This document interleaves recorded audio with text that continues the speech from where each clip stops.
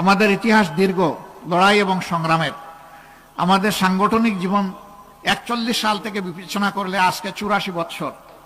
অনেকে বলে জামাত কি একটা ব্যর্থ দল যে 84 বছরের মধ্যে একবার ক্ষমতায় যেতে পারলো না, অথচ অনেকে দল গঠন করে ক্ষমতায় থাকা অবস্থায় আবার তারা বারবার ক্ষমতায় আসে, আবার কেউ ক্ষমতায় বাইরে থেকেও দল গঠন করে ক্ষমতায় এসেছে। জামাত কেন পারলো না? হ্যাঁ, এটি জামাতের দুর্বলতা ধরে নিতে পারেন। জামাত যে আদর্শের দল দেশ গঠন করতে চায়, সেই আদর্শটা ব্যাপকভাবে জনগণের মধ্যে হয়তো বা এর আগে আমরা ছড়াই দিতে পারিনি।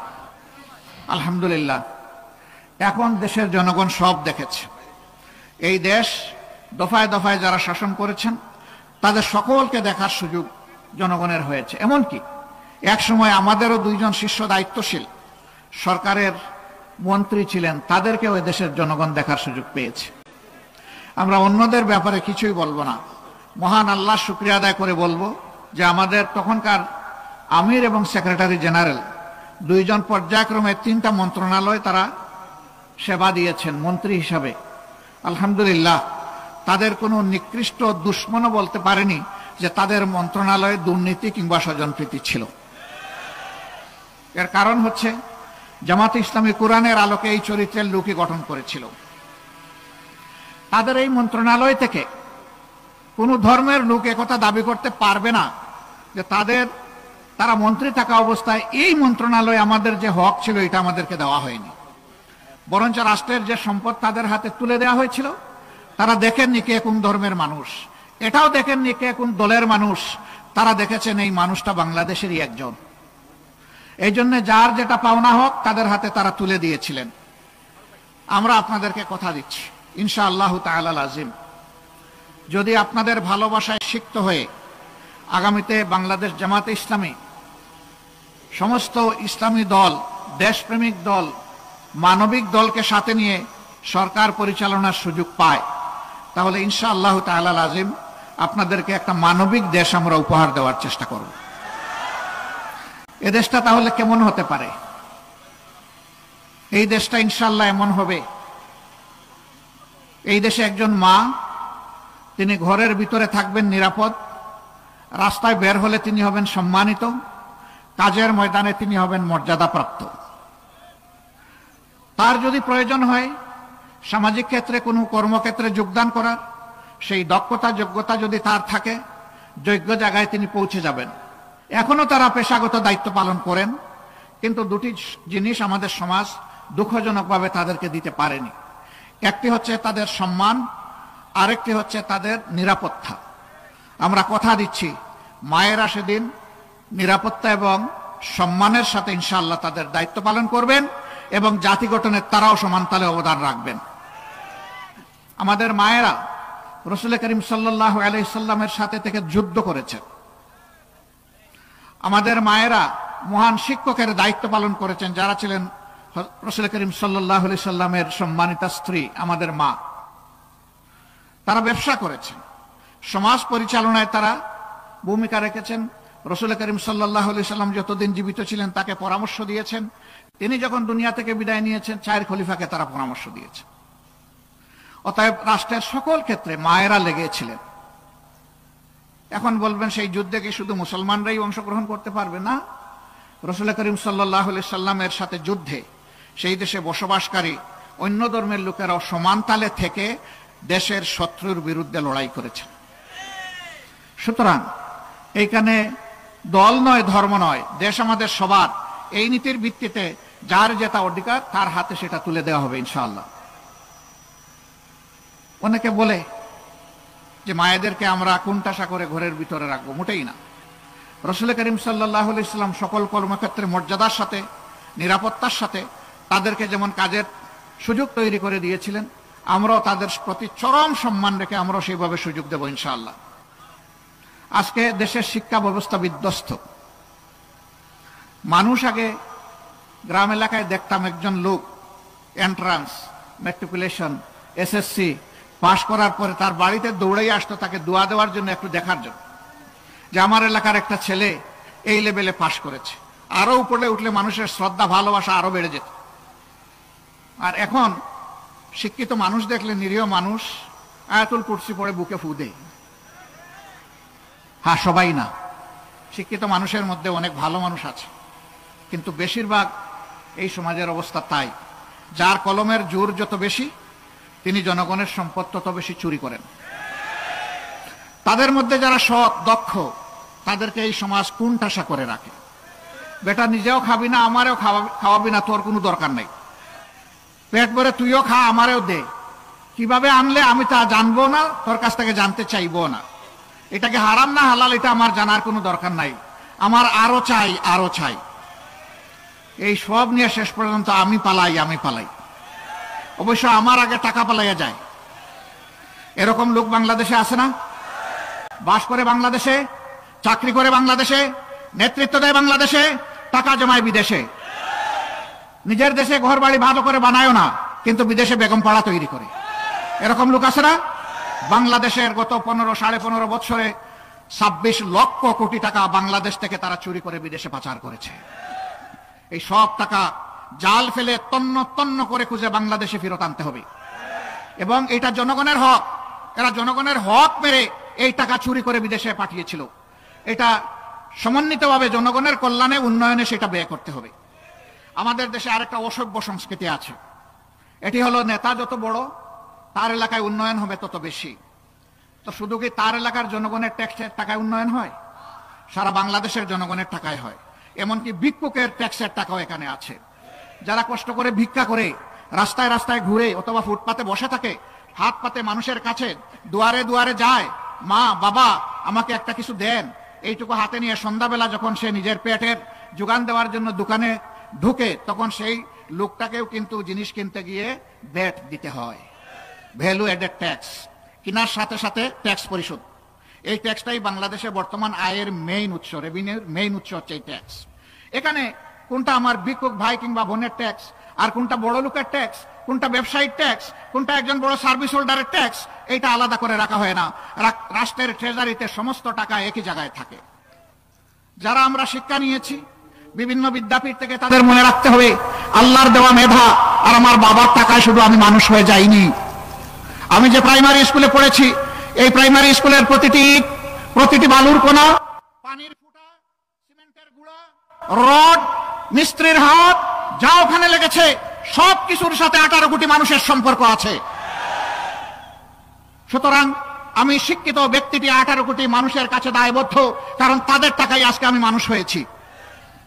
এই অনুভূতি যে শিক্ষা তার ছাত্রকে দিতে পারবে না, এই ছাত্র ভবিষ্যতে মানুষ হতে পারবে না, বরঞ্চ সে শিক্ষিত হয়ে বড় ডাকাত হবে।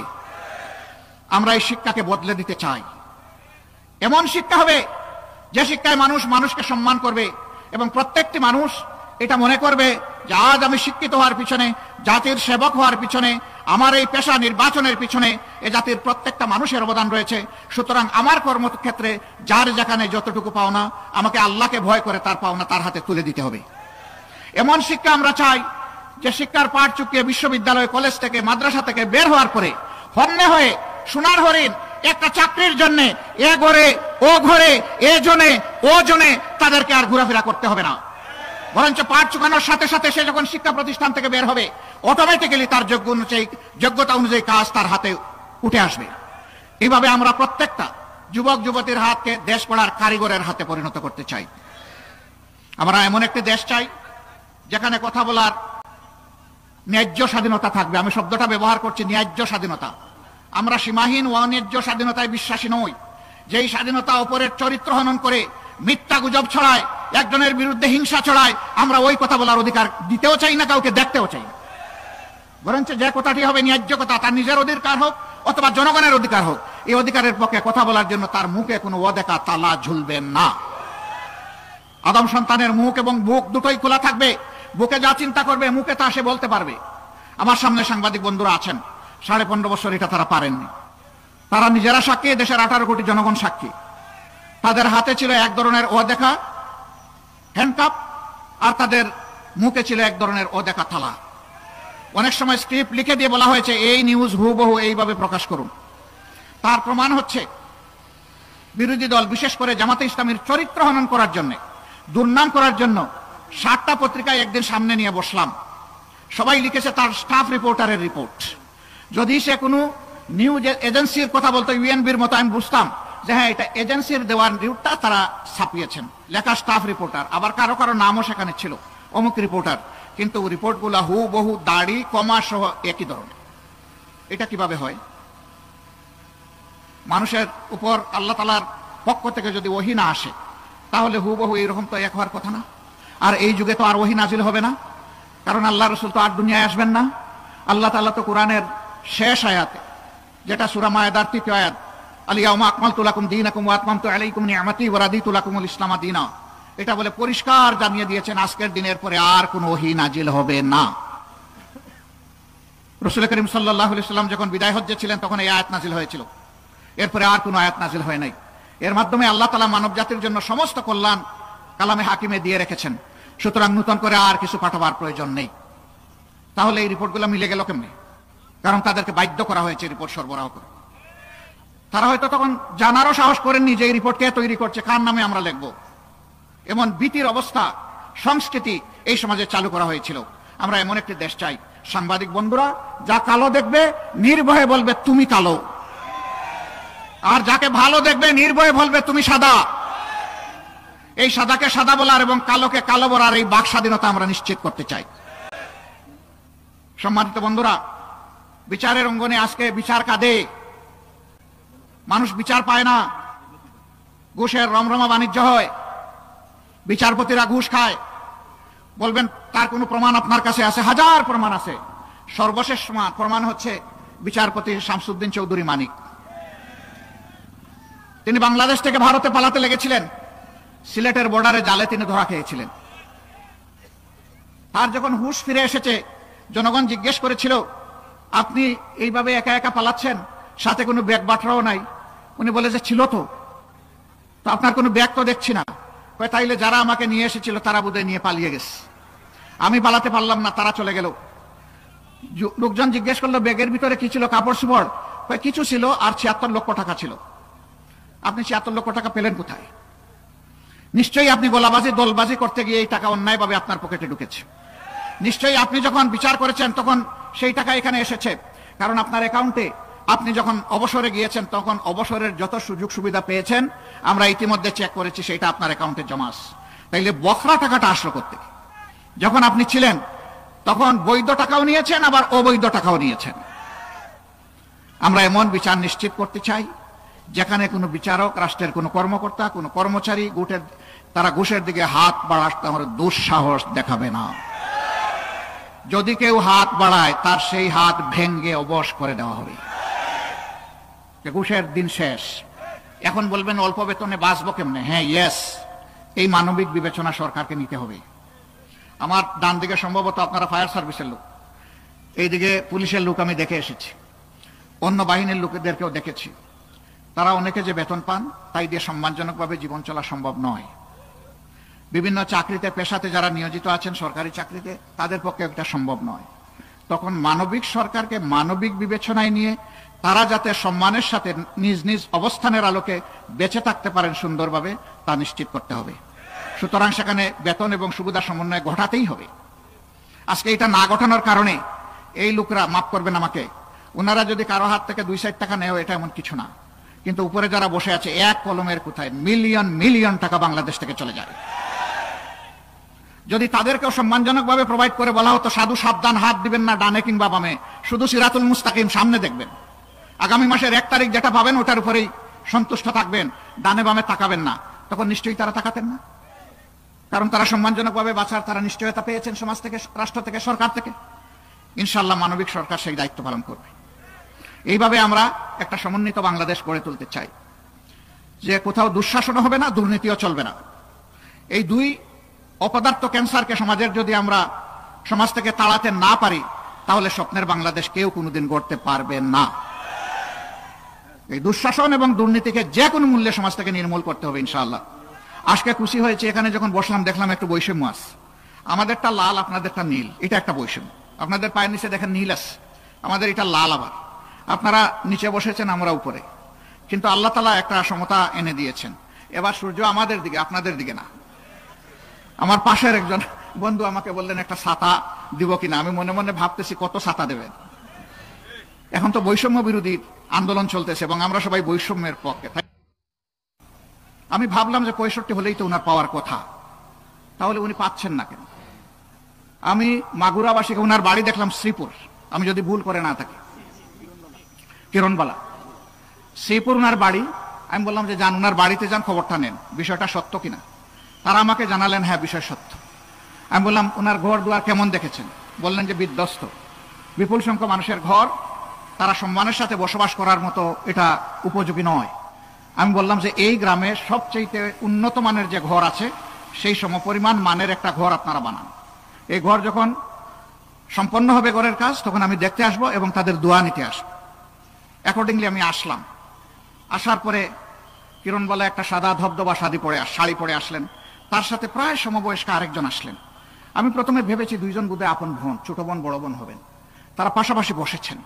আমি জিজ্ঞেস করলাম যে আপনাদের কার কি পরিচয়? কিরণবালা তখন বললেন যে আমি কিরণবালা আর এ আমার মেয়ে। মানে মেয়ের বয়সটাও এমন যে তিনি অত্যন্ত বয়স্ক হয়ে গিয়েছে। সম্ভবত তারা বলেছিলেন মেয়ের বয়স 94 বছর, তাও 100-র কাছাকাছি। তাদের হাতে ঘরের চাবি তুলে দেওয়ার পরে জিজ্ঞেস করলাম যে আপনাদের পেশা কি, কি দিয়ে আপনাদের সংসার চলে? তো তার একজন নাতনি জামাই ছিল, উনিও তাদের সাথে থাকতেন। তো নাতনি জামাইয়ের ছেলে, সে একটা কাজ করে আর নাতনি জামাই একটা কাজ করে। ছেলে একটা চাকরি করে, আমি বললাম ওকে, তার চাকরি চলুক। আর নাতনি জামাই একটা পেশায় দিয়ে যেত। আমি বললাম যে এই পেশাটাকে আরো শক্তিশালী করতে হলে কি করা লাগবে? তারা একটা পরামর্শ দিলেন। আমরা ওখানে বসেই একটা সিদ্ধান্ত নিলাম এবং তাদের হাতে তুলে দিলাম। আমি সেদিন দেখি নাই উনি কোন ধর্মের, আমি দেখেছি তিনি আমার একজন মায়ের মতো। আমি একজন মায়ের পেট থেকে দুনিয়া এসেছি, তিনিও কতিপয় সন্তান সন্ততির জন্ম দিয়েছেন। সুতরাং মায়ের জাতকে সম্মান করা এটা ছিল আমার দায়িত্ব। এইটা নিয়ে পত্রপত্রিকায় কোনো প্রচারণা চালাইনি, কারণ এই কাজটা বাহবা পাওয়ার জন্য করিনি। এই কাজটা মনের নৈতিক অনুভূতি বা মানবিক দায়বদ্ধতার দিক থেকে আমরা করতে বাধ্য হয়েছিলাম। আমরা সরকারে ছিলাম না, বরঞ্চ সরকারে কারা ছিল জানেন তো? আমাদেরকে হাইকোর্ট সুপ্রিম কোর্ট কিছুই দেখানো বাকি রাখে নাই, তারা সরকারে ছিল। আমরা বলি নাই যে এটা সরকার করুক, এই দাবিও তুলি নাই। সরকার দেখে নাই, সরকারের চোখে স্টিলের চশমা ছিল, আমাদের চোখে কোনো চশমা নাই, খালি চোখে আল্লাহ আমাদেরকে দেখার যে সুযোগ দিয়েছেন, এই জন্য আলহামদুলিল্লাহ, সেই শুকরিয়াই আমরা আদায় করেছি। আপনারা আরো শুনেছেন যে একবার কক্সবাজারে একটা বৌদ্ধ উপাসনায় যাওয়ার সময় 8 জন মানুষ একই পরিবারের, তারা দুর্ঘটনায় নিহত হন। আমরা কক্সবাজারের সংগঠনকে বললাম চলে যান, এই আমাদের সামর্থ্য, তাদের হাতে পৌঁছে দেন আর তাদেরকে বলেন যে আমরা আছি তাদের সাথে, তারা যেন আমাদেরকে তাদের পরিবারের সদস্য মনে করে। বেঁচে আছেন মাত্র একজন, সবাই মারা গেছে এক পরিবারের। ওনাকে বললাম যে এখন আপনি আমাদের পরিবারের সদস্য। আমরা দেখি নাই তিনি কোন ধর্মের, কারণ জামাতে ইসলামী সকল ধর্মকে সম্মান করে। ধর্ম বাছাই করার অধিকার প্রত্যেকটি নাগরিকের একক অধিকার, ধর্ম চাপিয়ে দেওয়ার অধিকার কারো নেই। সম্মানিত ভাইরা, এবারকার এই পরিবর্তনের পরে আপনারা লক্ষ্য করেছেন সকল ধর্মের উপাসনালয় আমরা আমাদের ভলেন্টিয়ারদেরকে বলে দিয়েছি, যান পাহারা দেন, মানুষের জীবন, সম্পদ এবং ইজ্জত, এই 3টার পাহারাদারি করুন। একেবারে অনবরত মুষলধারে বৃষ্টি পড়ছে, আবার মাঝে মাঝে রোদ উঠছে। ওই বৃষ্টিতে ভিজে যাকে যেখানে বসা হয়েছিল সে এক চুল সেখান থেকে নড়ে নেই। বলা হয়েছে যার যত সময় সেখানে দায়িত্ব পালনের কথা, তিনি তত সময় সেখানে স্টিলের মতো দাঁড়িয়ে থাকবেন। শুধু ব্যতিক্রম খাওয়া এবং নামাজ, এই 2টার জন্য আপনারা সুযোগ পাবেন, বাকিটা আপনাদেরকে দাঁড়িয়ে পাহারা দিতে হবে। আলহামদুলিল্লাহ, বড় কোনো দুর্ঘটনা ঘটে নাই। তবে রাজনৈতিকভাবে যারা অতিরিক্ত দলবাজ ছিলেন, মানুষকে বিভিন্নভাবে কষ্ট দিয়েছেন, মানুষ তাদের অনেকের উপর থেকে কিছু প্রতিশোধ নিয়েছে। আমরা নেইনি, আমাদের সংগঠন নেয়নি, আমাদের সহকর্মীরা নেয়নি, সাধারণ মানুষ নিয়েছে। তারা যেহেতু মানুষকে কষ্ট দিয়েছে, এই প্রতিশোধ নেওয়ার সময় তারা দেখে নাই কে কোন ধর্মের, দেখেছে যে তিনি একজন জালেম ছিলেন। ওইটা ধর্ম বিবেচনা করে কাউকে আঘাত করে নাই কেউ। তারপরে আমরা এটাকেও সমর্থন করি না। কেন করি না? আমরা বিশ্বাস করি আইন যদি মানুষ হাতে তুলে নেয় প্রত্যেকে, এই রাষ্ট্রে কোনো শৃঙ্খলা থাকবে না। আমরা শৃঙ্খলার পক্ষে। আমরা বলেছিলাম যে আমরা নিজেরা কোনো প্রতিশোধ নেব না, তবে আমাদের উপর যে জুলুম করা হয়েছে, খুন গুম যা করা হয়েছে, লুণ্ঠন করা হয়েছে, আমরা এগুলার প্রতিকার চাইব, কিন্তু সেটা আইনের মাধ্যমে চাইব। সারা দেশে আমরা আমাদের সহকর্মীদেরকে নির্দেশ দিয়েছিলাম, মামলা দায়ের করতে গিয়ে সাবধান, শতবার চিন্তা করে মামলা দায়ের করবেন। একজন নিরীহ নিরপরাধ মানুষ যেন আমাদের মামলার আসামি না হয়। 10 জন ঠিক আছে, একজন ভুল, এই একজনের কারণে আল্লাহ আমাদেরকে ছাড়বেন না, শাস্তি দিয়ে দেবেন। আমরা তাই চেষ্টা করেছি। এই জন্য আমাদের দায়ের করা মামলাগুলোতে 500, 700, 1000 আসামি কোথাও আপনারা খুঁজে পাবেন না। সুনির্দিষ্ট আসামি, যে যেখানে অপরাধ করেছে তার নাম, এর বাইরে নাই। তিনি যেই হন না কেন, তার নাম বাদ দেওয়া হয়নি, কারো মুখের দিকে তাকানো হয়নি। আবার বাণিজ্যেরও কোনো ইচ্ছা আমাদের ছিল না যারা বিভিন্নভাবে আমাদেরকে অর্থনৈতিকভাবে শোষণ করেছে, লুণ্ঠন করেছে, এখন তাদেরকে কাবুতে ফেলে এখান থেকে কিছু উদ্ধার করে, এটা আমাদের উদ্দেশ্য না। কারণ আল্লাহ রিজেকের মালিক, আমার রিজেক কেউ কেড়ে নিতে পারে নাই, পারবেও না। যারা নিয়েছে তারা চোর, হয় আমি দুনিয়ায় পাবো, না হয় আখিরাতে আমি আমার সম্পদ ফেরত পাবো ইনশাআল্লাহ। আমার সম্মানিত ভাইরা, সেই স্বপ্নের মানবিক বাংলাদেশটা আমরা গড়তে চাই। আপনারা কি এই দেশ গড়ার কাজে আরেকবার শপথ নিতে পারবেন? বুঝে শুনে বলেন, পারবেন? তাহলে লড়াই কিন্তু শেষ হয়নি, লড়াই কিন্তু শেষ হয়নি, লড়াই সামনে অনেক রয়ে গেছে। আমাদের সন্তানেরা যে স্লোগান দিয়েছে, আমরা একই স্লোগান দেব, আবু সাইদ মুক্ত, শেষ হয়নি যুদ্ধ। সবাই বলুন, আবু সাইদ মুক্ত। আলহামদুলিল্লাহ, সেই যুদ্ধের সৈনিক হব আমরা ইনশাআল্লাহ। নিজের জন্য, প্রিয় দেশের জন্য। নিজের জন্য এই কারণে, দেশ যদি ভালো থাকে আমিও ভালো থাকবো, দেশ যদি ভালো থাকে না আমিও ভালো থাকবো না। আল্লাহ তাআলা আপনাদের এই অঙ্গীকারকে কবুল করুন। আপনারা মাগুরার প্রত্যেকটি ঘরে ঘরে আমাদের সালাম পৌঁছে দেবেন। অন্য ধর্মের যারা আছেন তাদের কাছে আদাব এবং শ্রদ্ধা পৌঁছে দেবেন। এখানে বিভিন্ন ধর্মের ভাইরা এসেছেন, মন খুলে তারা কথা বলেছেন। আমি তাদেরকে মোবারকবাদ জানাই এবং কৃতজ্ঞতা জানাই। তারা আমাদের দাওয়াত কবুল করে এখানে এসেছেন। আমরা হাতে হাত ধরে, কাঁধে কাঁধ রেখে আগামীতে বৈষম্যহীন সমাজ গড়বো ইনশাআল্লাহ। আমরা তাদেরকে কথা দিচ্ছি, যেমন সম্মানটি আজকে আপনারা আমাদেরকে দেখালেন, আগামী দিনে তেমন সম্মান অথবা তার চাইতে ভালো সম্মান যেন আপনাদেরকে দেখাতে পারি, আল্লাহ যেন আমাদেরকে তৌফিক দান করেন। সবাইকে ধন্যবাদ। আসসালামু আলাইকুম রহমতুল্লাহ। আল্লাহ হাফিজ। বাংলাদেশ জিন্দাবাদ। বাংলাদেশ জামাতে ইসলামী জিন্দাবাদ।